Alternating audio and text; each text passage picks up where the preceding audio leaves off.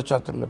Mən sizinlə görüşə gəlməzdən əvvəl bir neçə elm adamları, professorlarla, ziyalılarla, hətta rektorlar da var idi, onların içərisində söhbət eləmişdim bu müsahibəyə hazırlaşarkən və həm onların xahişi və sualıdır, həm də mən istəyirəm ki, bu barədə siz ictimaiyyətə də məlumat verəsiniz. Uzun illərdir Azərbaycan Milli Elmlər Akademiyasının həqiqi və müxbir üzvlərinə seçkilər keçirilmir. Yəni bu bayaqları siz qeyd elədiniz, bu həm də ona görə maraqlıdır ki, çünki onun təqaüdləri kifayət qədər yüksəkdir. Bu baxımdan yəqin ki, alimləri düşündürür. Bu seçkilər yenidən baş tutacaq mı? Ümumiyyətlə, nə vaxt baş tutacaq? Tarix bəllidirmi? Bu barədə istəyərdim. Ramiz müəllimin dövründə mümkün deyildi, çünki o özünün iradəsini həyata keçmək istəyirdi. Mən Akademiya, Azərbaycan Elmi İctimaiyyətinin Akademiyanın həqiqi və müxbir üzvünə seçkilər haqqındakı ümidlərini, arzularını, suallarını çox eşidirəm. Mən də eşidirəm.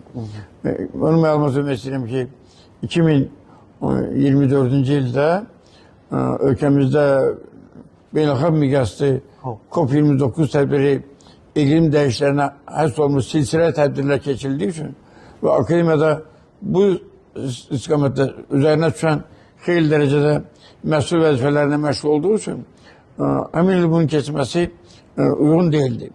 Çünki seçkiyə keçmə özü də xeyli dərəcədə vaxt tələb edən və təşkilatı məsələləri həll etmək tələb edən bir prosesdir. Bu il isə 2025-ci ildə Akademiyanın 80 illik yubileyi ilidir. Artıq Cənab Prezidentin sərəncamı istiqamətində Akademiyanın yubileyi ilə bağlı geniş miqyaslı tədbir həyata keçirir. İlk dəfə olaraq, 80 ildə ilk dəfə olaraq Azərbaycandan kənarda yubiley mərasimi keçdi. Qardaş Türkiye'də Akademiyanın 80 illik yubileyi geniş qeyd olundu. Ankara Üniversitesi'ndə Türkiye İlimler Akademisi, TÜBİTAK, Atatürk Kültür, Dil ve Tarih Yüksek Kurumu, Dil Kurumu, Tarih Kurumu, Taraftaş Üniversitesi'ndekinin böyük tədbirlər həyata keçirildi.